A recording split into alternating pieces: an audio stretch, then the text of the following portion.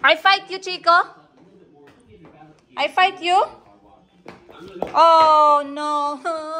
Calby, come hug mommy. Chico, just throw for me shoes. Thank you. Ay, ay. No, anak. Selos man yan, oy. Okay, hug mommy, dali. Because you throw for me.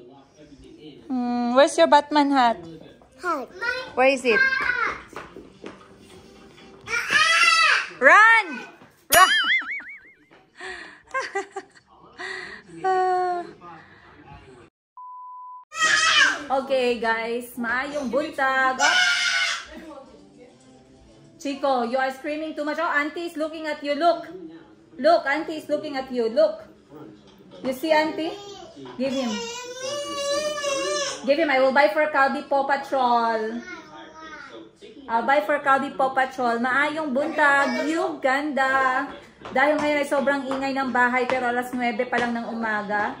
Pero kung makapag-ingay yung mga anak ko, parang merong rally sa kanto.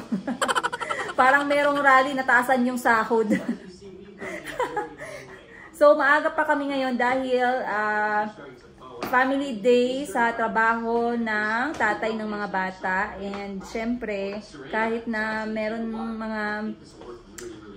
mga naganap in the past, family is a family. At saka nakakatuwa isipin na yung mga bata ay hindi apektado sa mga drama ng buhay natin. Ayun. Baka sabihin nyo guys, grabe si madam, ang bilis niya makapag-move on. Anong sikreto? Actually, there's no secret on that. The secret is, there's no secret on that. Walang sikreto dyan guys. Experience lang yan sa buhay. Kasi like I said, nadaanan ko na to before kay Kahil. And during those times, I was 23 and I did some decisions na I regretted. And I prayed and I promised na pag nangyari ulit yun, yung mga ganun na mga klaseng challenges sa buhay, hindi ko gagawin yung mga desisyon na yun kasi hindi ko siya ikakasaya. Ang masama pa doon, yung mga bata ang nadadamay. So, I know siguro marami pa sa inyo ang wala pa sa point na yan ng buhay ninyo. But as we grow older and as we learn more and experience more, we will realize that more things matter. Ayun. So, nag-aantay lang kami. Hindi pa nakabihis si Kuya Nasri and Ali dahil hinahantay pa nila yung kanilang tatay. Dala niya yung damit. Pero si Chico at si Calby at si Auntie ay ready na. At ako din. Ganito lang guys. Simplihan lang natin. Kulang pa nga ako sa tulog eh. Don't touch my work please. Out, out, out, out. Don't touch my work. That's for the stabbing me. Okay, move away from the table. Thank you.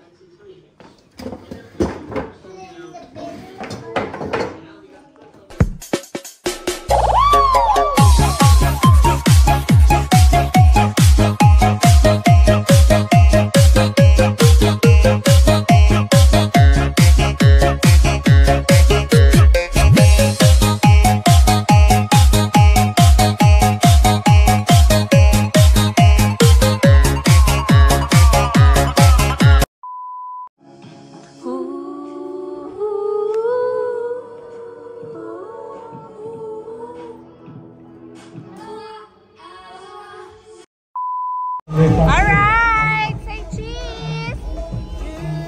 1, 2, 3. Aha. Okay. Okay. 1, 2, 3. Cheese. Bye. Good. Quickly so you can play.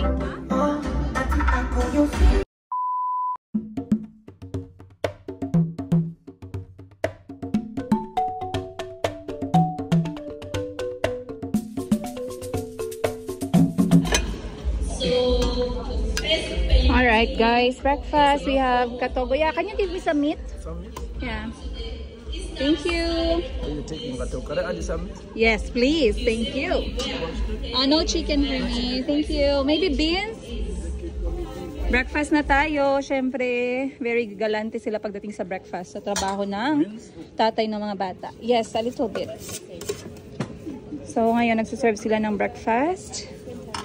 So we have katogo, greens, at saka beans. You don't like? No, thank you. This is meatballs made of beef. Yeah. Maybe one. No. One? How about meat pie? No, thank you. Yeah, this was mixer for veg. This noodle for veg. Okay. What about what? Cake. This one. This one. Yes. Thank you. Alright.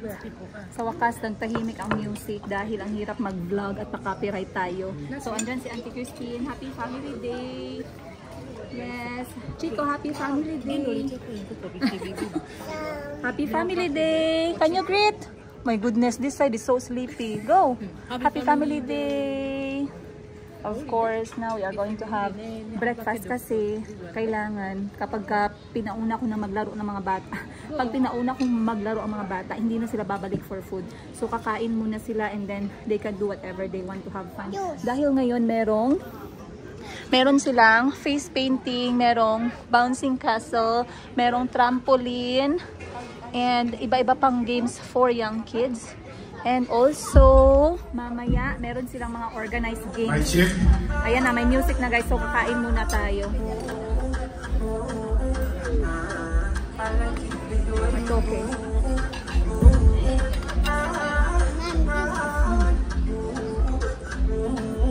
A few moments later. Chico! Put your hat on, it's raining. Put your hat on, it's raining.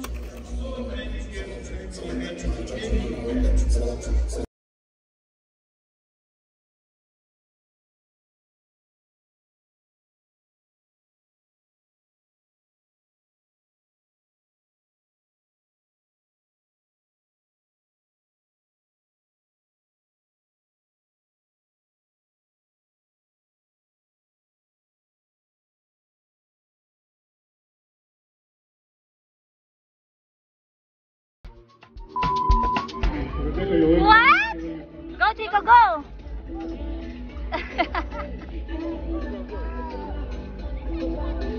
Ah! Look for me. Look for mommy. Hi! You see me? You're all welcome. You're welcome. Shout again!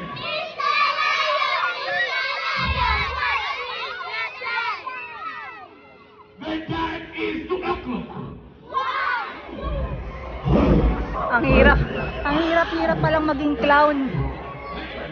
Lol.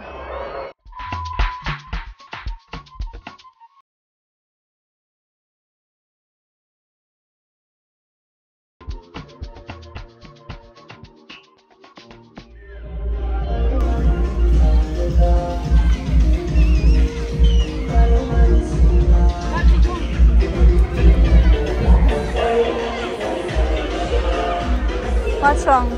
You drink your soda first, And then you can go. Okay? You rest first. Then you will go, okay? Finish your soda, you go. That's not a good face. If I finish, we go for more ice cream, okay? Alright guys, nandito tayo ngayon sa kanilang open bar dahil iinom tayo dito. Meron tayong nakitang yan, planned team with rum, mint, lime, sweet and sour mixed soda water.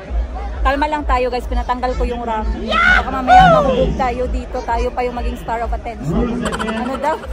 So he's preparing for me my concoction pero walang alcohol. Ayun. You want bigger or this is enough? Bigger? Yes. This is enough? A little bit bigger. So, you're going to pop the blue ones, okay? A few moments later. Alright guys, so ang next game nila is balloon popping. Black Panther meron purple versus blue team. So naglalaro si Ali pero hindi ko nakikita si Kuya Nasri. I don't know where he is. Siyempre ako bench mother. Dito lang ako sa gilid mag-cheer sa aking mga bujinggit. Nasaan naman yung akong mga anak man? Kulang ng isa. Ang dalawang maliliit na kay Hassan at kay Joseph. Ayun si Chico naglalaro. Hi! Fine, how are you? Hindi ko nakikita si Kuya Nasri. Ayan guys, balloon popping competition.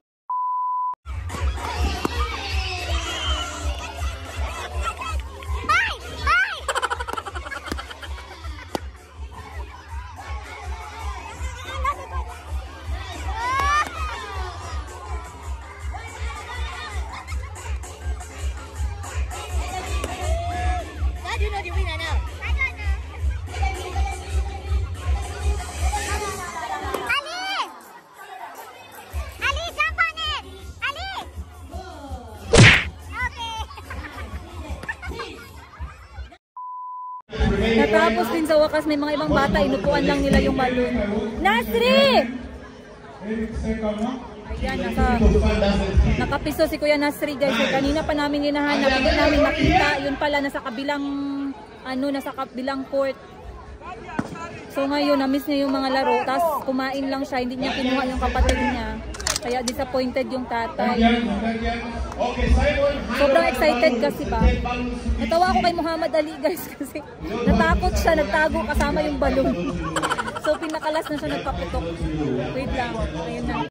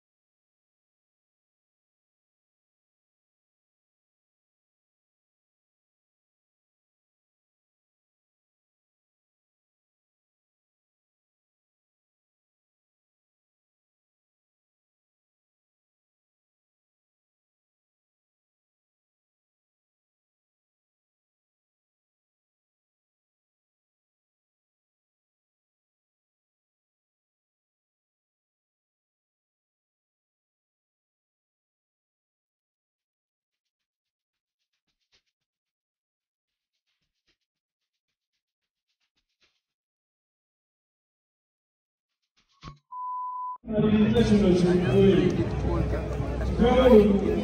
go, go, Calby, go! Go! Go! One eternity later. Time check, 8:30. Daming pagod ang mga bata. Buti na lang bumili si daddy nila ng KFC para hindi na magluto. Yan si Chico, ang bilis kumain. No, love. No, no, you finish this one first. Kuya Ali din. Kain. Eat. Nasri finish his food already. Oh, Calby also is eating well. Ato. Oh. Chico. Oh, Calby is finishing his food. Come on. Then, you shower with Kuya Nasri na. Bubbles na. Okay, guys. Maayong buntag. Uganda. Nandito tayo ngayon sa balcony para naman ma-feel ko na meron pa pala kaming balcony dito sa bahay. Lagi ko na lang itong hindi ginagamit. At ngayon maganda yung sikat ng araw. Hindi naman masyadong mainit pero sikat na sikat. Ayun. Buhay na buhay. Mas buhay pa sa akin. At ngayon ay Sunday, so kalma-kalma lang kami dito. Dahil most of the time, Sunday dito sa Uganda ay family day, church day. Very common na activities after mag-church ng mga tao kasi dito 80% Christian. Nagpupunta sila sa mga restaurant or sa lake, malapit sa lake, or bibisita ng mga family. Ako kapag Sunday normally andito lang kami sa bahay kasi once lumabas kami ng gate guys, nawawalan agad ako ng 100,000 Ugandan shillings or around 1,500 pesos. So, ayan, magandang umaga sa inyong lahat. Sana okay po kayo ngayong araw at sana ay healthy po kayo. Yun yung prayers ko lagi. Health is wealth. I know it's a cliche. Alam ko na very common na yan. Pero, that is the real deal. Kasi kung walang health, walang peace of mind, wala tayong ma-enjoy sa mundo. Alright? Katulad na nangyari kahapon, for me, it was a very good level of health and a very healthy level of peace of mind. Bakit nga ba? Baka may muta ako dyan, naghilamos naman ako Bakit nga ba? Dahil kahapon ay family day sa trabaho ng tatay ng mga bata, as you all know. So nag-attend ako guys. Actually, to be honest with you, ay inimbitahan na ako na sumama for the family day. At first sabi ko, what's the point, right? And then I went to sleep at night and nag-reflect ako kung bakit naman hindi. Lagi ko namang pinapaalalahanan yung sarili ko not to be emotional in a wrong way. Alright? Kasi okay lang naman eh. We are really emotional people. Tayong mga Pilipino or tayong mga babae, we are emotional. Pero it's best for us to put our emotional feelings right on the proper place. Lalong-lalo na pag tayo ay nanay ng mga bata. Okay, so pumayag ako. I agreed and it was a happy decision for me na sumama. Hindi yun sa pilitan. I wanted to be there for the family, for the kids. I wanted to support the father of my kids kasi siya yung naka-assign sa event na yon. At the same time, pamilya niya pa rin kami kahit na anong mangyari. Balik ta rin mo man yung mundo. Siyempre, magkakaiba tayo ng way na pag-handle ng mga challenges sa buhay natin. Pero, whatever you do, siya ang tatay ng mga anak ko. At whatever you do, I will never ever deny the fact that my kids are half Ugandan and half Filipino. And I don't see it in my heart na magbuo ng hatred. I don't see it in my heart na mag-revenge. I don't see it in my heart na magalit pa.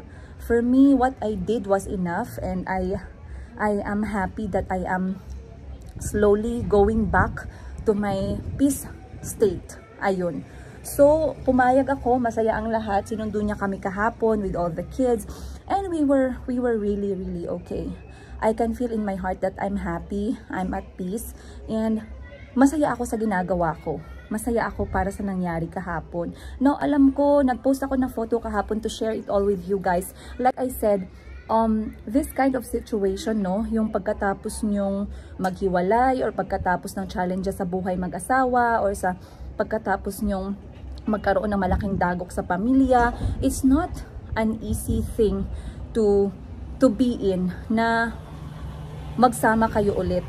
It's the old me, the young me when I was 23 or 21, I will never find it in my heart to forgive. I will never find it in my heart to stay calm. I will never find it in my heart to smile. Pero iba ngayon guys eh. I really felt different. I just wish the best for this family regardless kung magkasama man kami or hindi. And I told him that. Sinabi ko rin sa kanya yan na I want, if we cannot be successful together, I want us to be successful separately. Okay? And my prayers will be the same. Health lang talaga. Kasi kahit na saging lang dyan or kape ang iniinom mo sa umaga pero healthy ka, everything else will be considered as a blessing. Ayun. So yesterday we had so much fun. He had a lot of fun with the kids. I had a lot of fun with the kids. Hindi ako masyadong nagpagod kahapon dahil mabilis ako mapagod lately. sumasakit yung likod ko. I'm not sure if this has something to do with the pregnancy kasi hindi ko naman to na-feel before sa mga recent pregnancy ko. So, I was glad na Joseph and Auntie Christine ay nandun sila sa event. Sinama namin to look after the children. Kasi kapag mga ganong family day, minsan na-overwhelm yung mga bata. Minsan sa bouncing castle, nag-fail yung kanilang hangin at natutumba yung bouncing castle. Ayokong masuffocate yung anak ko dun kasi we had that kind of instance last year. So it was really a calming day for me. Joseph was also watching out for Chico. Auntie Christine was watching out for Kulit Kulot. And of course, Hassan was busy moving around kasi nga siya yung in charge sa whole event. Ako naman, in charge akong magtikim ng pagkain. Hindi guys. I was there looking at the kids from afar. Ayun. And then after that, we had some moments, photos and videos together. I will play them in this episode here. And like I said, everything for me, I will not speak for other people, but for me, I'm happy. The reason why I posted that photo yesterday to share it to you guys na it is not impossible to be okay. It is not impossible to be happy. It is not impossible to deal with each other regardless kung natapos man yung relasyon ninyo as mag-asawa. You can try to find it in your heart na look at the good side. Look at the good part. Kasi, for me, ang nasa isip ko lang kahapon, pagod ang tatay ng mga bata. Sobrang pagod siya sa lahat ng mga ginagawa niya. But still, mahalaga na may tatay yung mga anak ko. Ayun. I cannot win everything. In life, you cannot win everything. And we all know that. You have to win some and you will lose some. And that is the truth. Okay, yun yung totoo. Kailangan na nating i-let go yan. Kasi, so, another thing is, alam ko yung nature ng trabaho ng tatay ng mga anak ko. I have seen it very closely for the past 5 years na we've been together or we've been married.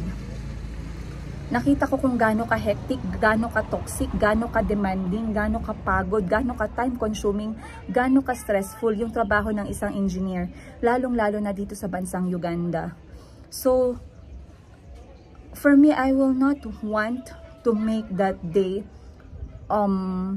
tiring as it already is para sa kanya by being a difficult person. And other than that, I really wanted the kids to have fun. Ayokong isipin ng mga bata na they are in a toxic environment or in a with the toxic parents. Okay? So, kahapon, we were very successful. We took some photos, we took some videos, and we just took time to talk. Not about, hindi kami nag-usap about sa anumang nangyari sa amin. Hindi kami nag-usap about sa past. But, ang pinag-usapan namin is yung araw, kung anong ginagawa ng mga bata. Pinakita ko sa kanya at shinare ko sa kanya yung pictures ng mga bata. Nagtanong siya kung ano yung review ko about sa event and I gave my review. Gabi na kami natapos. It was already around 7 PM na nagpa siya kaming umuwi kasi nga pagod na ang all. At yun nga, dumaan na lang kami ng KFC to buy food for the kids para hindi na magluto. It was a really tiring but fun day for everyone. Hindi na ako nag-video after ng dinner kasi talagang lagpak yung mga bata. Hindi, kahit na gustong-gusto nilang magkaroon ng movie night, I know how exhausted they were. So talagang nilagay ko na talaga sila lahat sa bed. And after around 10 minutes, 15 minutes, everyone was already snoring. Even myself. Ganun ako kapagod guys. Kasi kahapon iyak si Chico. Tumabi sa akin, hindi ako nakatulog. Kaya bumawi ako kagabi. So, other than that, like I said, masaya ako at masaya yung mga feedback, mga messages, mga comments ninyo sa photos na na-share ko kahapon, the family photo we have. I am proud of it, I am happy of it, and I pray that my kids will make their dad and their mom proud. I hope and pray that they will make themselves proud in whatever they do sa buhay nila. Alam ko bata pa yung mga anak namin guys, so there's a lot of things that will happen and I hope that whatever we do as parents will be something good para sa mga bata. I pray for them dearly as I pray for myself to enjoy my life, as I pray for myself to do something worthwhile, to to enjoy the world with amazing people, amazing stories, amazing landscape, amazing food, and a lot of more things. Ayun. But again, hindi posible yan kung wala tayong good health. So, it will still come down to that. Alright? So, ngayon ay Sunday at bukas ay start na ng eskwela ni Kuya Nasri at ni Muhammad Ali. Susunduin sila ngayon ng kanilang ama para mag-prepare na for school. Ako naman ay magpre-prepare na sa aming nalalapit na pagbabalik sa Pilipinas. Once again guys, maraming salamat po. Again, wala pong magbabalikan. Walang magbabalikan na magaganap. Masaya ako kung anong meron ako ngayon. Masaya ako para sa kanya. Masaya ako na kalmado yung puso ko. At masaya ako na masaya yung mga bata. Ayun. Ano pa ba? Kontento ako sa kung ano yung nararamdaman ko ngayon. Okay? Kung ano man yung gusto niyang mangyari sa buhay niya, as long as kaya ko siyang suportahan, so suportahan ko. While I am also doing the things I really want to do for a long time. At yun ay ang pag-travel. Actually, it took time for me to realize. I just recently realized, like 2 years back, na kung ano ba talaga yung gusto kong mangyari sa buhay ko. Who am I if I'm not a mom? Who am I if I was not a wife? And then I realized na I wanted to travel. I wanted to do that for myself. I wanted to hear people's stories. I wanted to meet people and know that there's also other life out there, not only mine. Kasi nung pumunta ako sa UK, ang dami kong nakilala. Hello sa inyong lahat, shout out sa inyong lahat. I miss you guys and I enjoy the time with you guys. Maraming salamat sa time spent ninyo sa akin, sa lahat ng mga na-sacrifice ninyo when it comes sa oras, sa finances, at sa pag-welcome sa akin sa inyong mga bahay. Maraming salamat. Kay Maring Nika, I love you. Thank you so much. Kay Jel at saka kay Minette from Bacolod, maraming salamat sa bahay niyo sa UK, sa pagmamahal niyo sa akin at sa mga bata. I miss you guys and I hope you are healthy and you are well. Kay Ate Rosalie at kay Jem, thank you. Syempre, kay Lynn, maraming salamat. And of course, maraming salamat din sa mga Filipinos na nag-welcome at nagmahal sa atin dyan sa Scotland. Kay Ate Nida at kay Elijah, thank you. I miss you guys. At syempre, maraming salamat din, Tin. Ayan, hope to see you guys. And sana healthy at okay kayong lahat dyan. Hope to see you guys soon in the Philippines. Sana magkita tayo ulit doon by that time. Once again, this is what I wanted to do for myself. And this time, I am praying na talagang magawa ko na to. And I will find happiness in my heart for myself once again. I don't want to rely my happiness and I don't want to rely my happiness and the story of my life with other people. I want to do it by myself. I want to do it for myself and making sure na habang ginagawa ko itong mga to is I can also be there for my children. Ayun. So parang sobrang emote naman ang message natin ngayon. Sorry naman guys, pero yun yung mga gusto kong sabihin sa inyo. Yun yung gustong i-share ng puso ko. At sana nag-enjoy kayo sa episode na to. Sana magustuhan nyo at sana meron kayong natutunan, syempre, sa napakagandang episode na to. If you have any questions or if there is anything na you would like me to share on the next episode, please comment them down below at gagawan natin ng paraan yan. Ayun. Once again, kung hindi dahil sa inyo, I will not be as okay as this because you are there. 99% of you are very supportive. I love you guys and we shall see you soon. Inshallah. We'll see you guys on the next episode.